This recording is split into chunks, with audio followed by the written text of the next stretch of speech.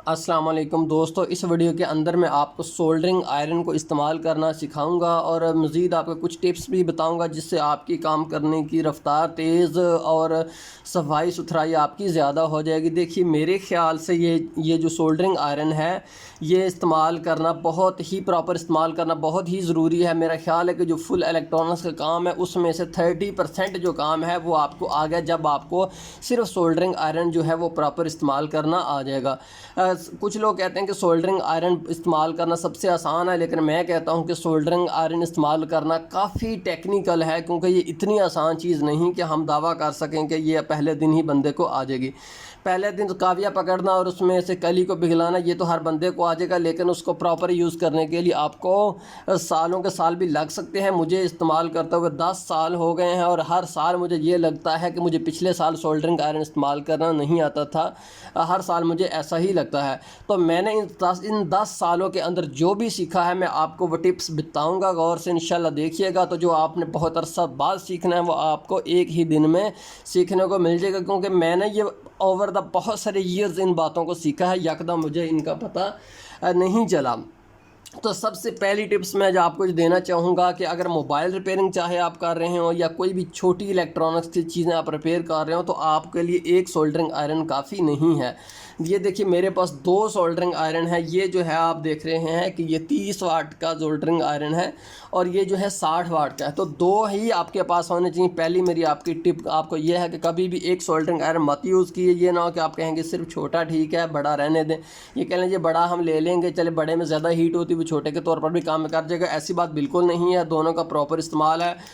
दोनों आपके पास होने चाहिए। 2 आपके पास सोल्डरिंग आयरन हो तो काफ़ी। अब ये बात नहीं है कि आपके पास ज़्यादा होने चाहिए, भाई आप 3-4 कोई ज़रूरत नहीं है। 2 अगर हों तो आपकी सारी की सारी रिक्वायरमेंट्स जो है वो 2 ही सोल्डरिंग आयरन पूरी कर जाएंगे। इसके अलावा मैं आपको दूसरा ये बताता चलूँ कि अगर 2 सोल्डरिंग आयरन आपको चाहिए, आपके पास जो है वो सोल्डर भी 2 तरह के होने चाहिए। तो ये देखिए, ये पहला सोल्डर है, ये है 0.8 mm का सोल्डर, यहाँ पर अभी लिखा हुआ है।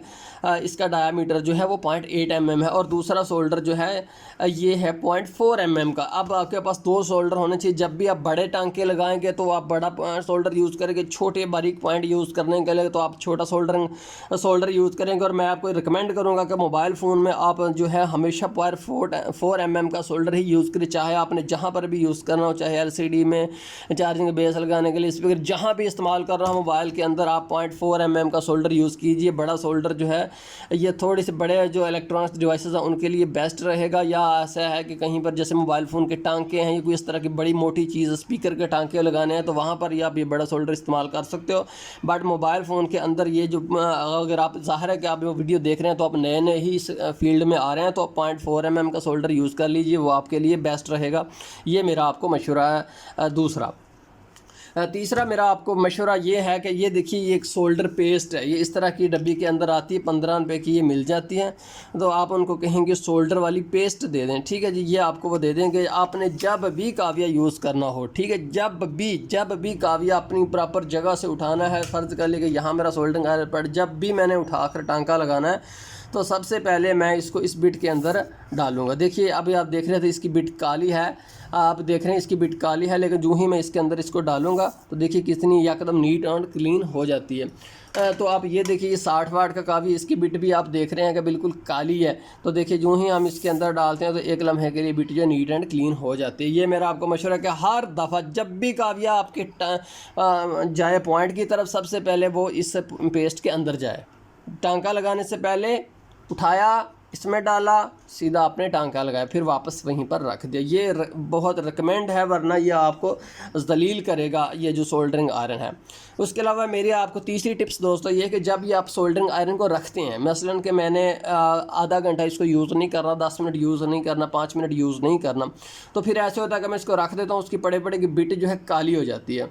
और फिर उसके बाद जब ये सोल्डर बाज का तो उठाता ही बिट इतनी काली हो जाती है कि ये उसके बाद सोल्डर को नहीं उठाता बिल्कुल। तो याद रखिएगा, जब तक इसकी बिट के अंदर आपको चमक नज़र ना आए उस वक्त तक आपको इस्तेमाल करना फजूल है, कली को नहीं उठाएगा।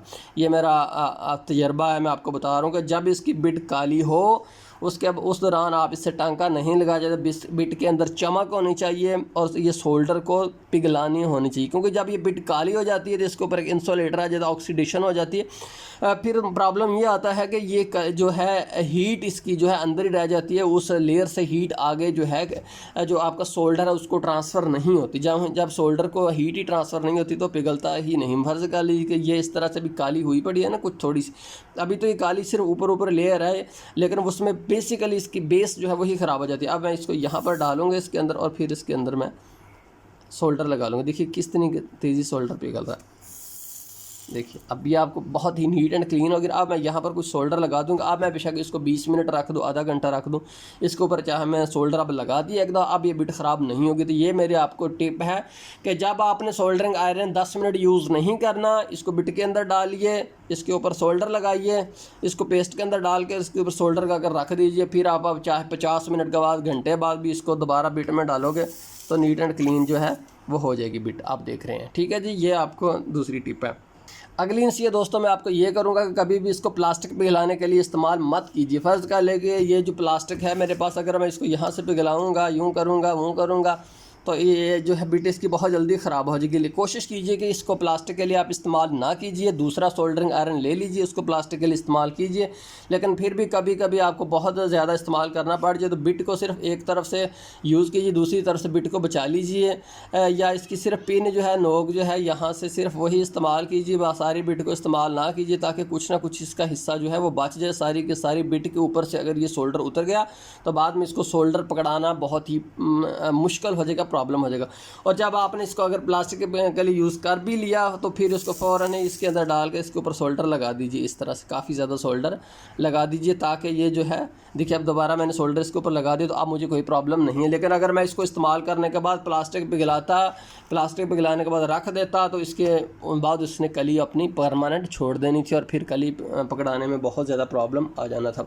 अच्छा, तीसरा मैं आपको दोस्तों ये बताते चलूँ कि अगर कभी खुदा खास्ता ये कली छोड़ दी जाता है, बिल्कुल काला स्याह हो जाता है कली, इसके ऊपर आप करते रहते हैं, देखिए जैसे इसकी ये जगह जो है ये कली नहीं उठाती ना, इस तरह से आप करते जाएं, इस तरह से आप करते जाएं तो ये कली उठाता ही नहीं। उसका ये है कि ये जो पेस्ट मैंने आपको बताई इसके अंदर आप रख दें। इसके अंदर रखने के बाद ऊपर से आप सोल्डर लगाते जाएं। एक आपकी ये जो पेस्ट है ये जल तो जाएगी, बट उसके में ये होगा कि आपकी बिट जो है उठा लेगी। इसके अंदर रख देना है, ऊपर से कली लगाते जाना है, ऐसे ऐसे ऐसे करते जाना है, फिर इसको यूँ घुमाते जाना तो आपकी बिट जो है कली पकड़ लेगी। एक तो मेरी आपको टिप ये है।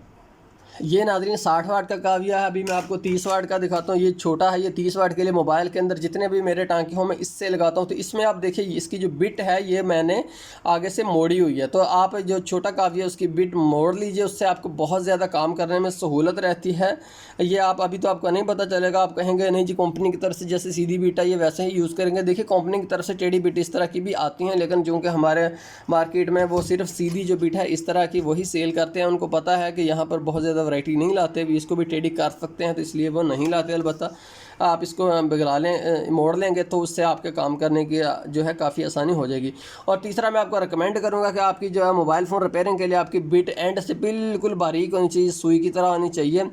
सुई से चले थोड़ी सी मोटी भी हो जाए, सुई जैसी जो होती उतनी तो ज़रूर होनी चाहिए। अभी आप देख रहे हैं कि बिट इसकी काफ़ी बारीक है, तो इससे तो बड़ी आसानी से टांका लगाया जा सकता है। लेकिन अगर फ़र्ज़ कर लीजिए जैसे ये बिट है, ये 60 वाट का है, ये बिट काफ़ी मोटी है, इससे टांका लगाना में बहुत प्रॉब्लम हो सकता है। तो आप ये जो है ये बिट इस्तेमाल कीजिए बिल्कुल बारीक। तो उससे आपके काम करने की क्वालिटी बहुत ही बढ़ जाएगी। इसको भी हाँ मैंने रखना है तो मैं इसको पेस्ट के अंदर डालकर इसके ऊपर सोल्डर लगाकर ही रखूँगा, ताकि ये जो है मेरे काम करने के दौरान ही ये जो है ख़राब ना हो जाए। इसके अलावा दोस्तों मैं आपको रिकमेंड करूंगा कि आप हमेशा अपने पास जो है अपने काव्य का एलिमेंट एक्स्ट्रा और जो बिट है वो भी एक्स्ट्रा ज़रूर रखें। ये 60 वाट का सोल्डरिंग आयरन है और ये इसकी बिट है, और ये 30 वाट का सोल्डरिंग आयरन है और ये इसकी बिट है। ये हमेशा मैं अपने पास रखता हूँ कि जब भी कहीं दिन में, रात में, किसी भी वक्त मेरा सोल्डरिंग आयरन जल सकता है, ख़राब हो जा सकता है, तो मैं जो है इसको बिट और एलिमेंट मेरे पास हमेशा मौजूद होने चाहिए। इसके अलावा दोस्तों ये है कि जो है फ्लक्स है, ये मैं आपको बताता चलूँ, फ्लक्स जो है हम ज़रूर उनको इस्तेमाल करनी पड़ती है। मुझे तो ये टीके वाली जो फ्लक्स है बहुत ज़्यादा पसंद है। जब भी मैंने फ्लक्स यूज़ करना हो तो मैं इसको यहाँ से निकाल कर थोड़ी सी इसके में से निकाल कर यूज़ कर लेता हूँ। यहाँ से पीछे से मैं इसको दबाता हूँ, दबाने के बाद मैं यहाँ से थोड़ी सी निकाल कर यूज़ कर लेता हूँ, बाकी के ऊपर मैं यूँ ही कैप लगा देता हूँ। तो ये जो फ्लक्स है, आप जहाँ पर भी आपने सोल्डर यूज़ करना है तो उससे पहले इसमें को थोड़ी सी मिकदार में लगा लेना। अब थोड़ी का मतलब ये नहीं है कि बहुत ज़्यादा, थोड़ी का मतलब ये है कि जैसे आप जिल्द के ऊपर तेल की मसाज करने तो ज़रा सा तेल लेकर ऐसे हम कर दें, तो बिल्कुल ऐसे ही आपने इसको बहुत ही कम मिकदार में यूज़ करना, ज़्यादा मिकदार में ये ख़राब करेगी। इसलिए मैं आपको बताता चलूँ कि फ़र्ज़ कर लें कि इस जगह पर मैंने यूज़ करनी हो तो यहाँ से मैं थोड़ा सा इतनी सी मिकदार में निकालूंगा। आप देख रही बहुत ही कम मिकदार में है। अब मैं इसको यहाँ पर रख के फिर ऐसे बस इतना सा ऊपर से सिर्फ इतना सा मिकदार में लगा लेना। आप देख रहे हैं कि ये इस यहाँ पर इतनी थोड़ी मिकदार में है कि ये हमें नज़र भी नहीं आ रहा। देखिए यहाँ पर आपको नज़र भी नहीं आ रहा, इतनी थोड़ी मिकदार में आपने इसको यूज़ करना है। तो ये जो है फ़्लक्स ये बेस्ट है आपके लिए। और बहुत सारी टाइप के फ़्लक्स आते हैं, लेकिन ये फ़्लक्स जो है मुझे काम करने में बहुत ही आसानी देता है, इसलिए मैं जब मैं इसे यूज़ कर रहा हूँ मैं यही यूज़ कर रहा हूँ, मैंने इसको तब्दील नहीं किया। इसके अलावा दोस्तों आपको मैं टांका लगाने के हवाले से कुछ टिप्स देता चलूँ। जो ही आपको मैंने अभी क्या बताया था 1 मिनट पहले कि जब भी सोल्डरिंग आयरन को आप यूज़ करना सबसे पहले इस पेस्ट के अंदर डालना है। तो देखिए इस पेस्ट के अंदर मैं डालता हूँ तो देखिए अब नीट एंड क्लीन हो गया, जबकि पहले कितना काला था। तो जिस पॉइंट पर आपने टांका लगाना है पहले इस पॉइंट पर सोल्डर रखना है, ठीक है जी। पहले सोल्डर वायर को आपने पहले इस पॉइंट के ऊपर रखना है। यहाँ पर मैंने टांका लगाना है तो सोल्डर वायर पहले जाएगी तो मेरा सोल्डरिंग आयरन बाद में आएगा, ठीक है जी। यही टिप है कि दोनों चीज़ें इकट्ठी एक साथ आनी चाहिए, पहले वायर और उसके बाद जो है आपने सोल्डरिंग आयरन को। कुछ लोग क्या करते हैं यहाँ से थोड़ा सा सोल्डर लेकर यहाँ पर लगा देते हैं, वो जो है बिल्कुल इनिशियल स्टेज पर होते हैं, उनका भी पता नहीं होता। जब वो लॉन्ग टर्म चलेंगे तब उन्हें पता चलेगा कि सबसे पहले इस पॉइंट के ऊपर वायर रखी जाती है और फिर सोल्डरिंग आयरन जो है उसको छुआ जाता है। तो ये मेरी दोस्तों आपके लिए नेक्स्ट टिप थी। इसके अलावा दोस्तों मैं आपको सेफ्टी के हवाले से बताता है। तो सोल्डरिंग आयरन एक ऐसी नामराद चीज़ है कि किसी भी वक्त इसमें करंट आ सकता है, किसी भी वक्त इस आपको शॉक दे सकती है, इसका कोई एतबार नहीं, क्योंकि यहाँ पर इसके सारी की सारी जो है बिजली होती है 220 वोल्ट होती है। तो किसी भी वक्त ये जो है अपनी बॉडी से क्रैक करके आपको यहाँ से भी ये क्रैक करके बॉडी को आपको शॉक दे सकता है। तो इसलिए जब भी आप काम करेंगे मैं आपको रिकमेंड करूँगा कि कभी भी आपके पाँव ज़मीन के ऊपर नहीं होने चाहिए। आपके पाँव जो है हमेशा किसी प्लास्टिक की चीज़ या लकड़ी की चीज़ के ऊपर होने चाहिए और वो चीज़ें गीली नहीं होनी चाहिए। ये बहुत ही ज़रूरी है आपके लिए दोस्तों। मुझे 10 साल हो गए, लेकिन अब भी जब भी मैं सोल्डरिंग आयरन को पकड़ता हूँ तो मेरे पाँव ऑटोमेटिकली जो है ज़मीन से उठ जाते हैं। उसकी वजह यह है कि मुझे बहुत दफ़ा शौक लगा है और अब मुझे एक्सपीरियंस हो गया कि मेरा दिल जो है मुझे पहले ही बता देता है कि इसको पकड़ने से पहले अपने पाँव जो है किसी ज़मीन से उठा लो। तो ये मैं आपको रिकमेंड करूँगा कि ये ज़रूरी नहीं है कि आपको जब शौक लगे उसके बाद ही आपको अकल आया। जो मैंने आपको बताया मेरे एक्सपीरियंस से आप सीख लो। जब भी आपने सोल्डरिंग आयरन को पकड़ना है, सोल्डर को पकड़ना है, तो आपके पाँव ज़मीन पर नहीं होने चाहिए। इसके अलावा दोस्तों मैं आपको बताता चलूँ कि ये जो सोल्डर वायर है इसके अंदर जो है लेड होता है, जैसे आगे यहाँ पर लिखा हुआ है 37% पीबी। आपको पता है कि पीबी लेड को कहते हैं। यहाँ पर भी आप देखिए तो इसके अंदर चूँकि लेड होता है, लेड इंसानी सेहत के लिए बहुत ही नुकसानदेह चीज़ है। इसलिए आपने जब भी सोल्डर वायर को पकड़ना है इसको आपने अपने मुँह में नहीं डालना। कुछ मैकेनिक की आदत होती है कि मुँह में डालकर कली के मुँह थोड़ा सा सीधा करके फिर वो उससे टांका लगाते हैं, तो मुँह में इसको बिल्कुल नहीं डालना। इसके अलावा जब आप कली को पकड़ लें इस तरह से आपके हाथों में लग जाती है तो फिर उसके बाद आपने चीज़ें अपने हाथों को अच्छे तरीके से धोकर साबुन से फिर ही आपने कोई चीज़ खानी है या अपने बच्चों के पास जाना है। तो क्योंकि सोल्डर जो है लेड जो बहुत ही जहरीली धात है, इंसान को पता है कबल मसीह से ही कि लेड इंसानी सेहत के लिए तबाहकुन है। तो ये आपकी सेहत के हवाले से टिप्स थी दोस्तों। उम्मीद है ये वीडियो आपके लिए कुछ फ़ायदेमंद साबित होगी। अल्लाह ताला आपको एक अच्छा मैकेनिक बना दे। दोस्तों मुझे आपसे शिकवा ये है कि मेरी वीडियोज़ पर लाइक्स बहुत कम आती हैं, व्यूज़ तो आते हैं बट लाइक्स नहीं आती। तो प्लीज़ लाइक कर दें, तो मैं आपकी नवाजिश है, आपकी ज़रा नवाजी है। बहुत शुक्रिया देखने का। अल्लाह हाफिज़।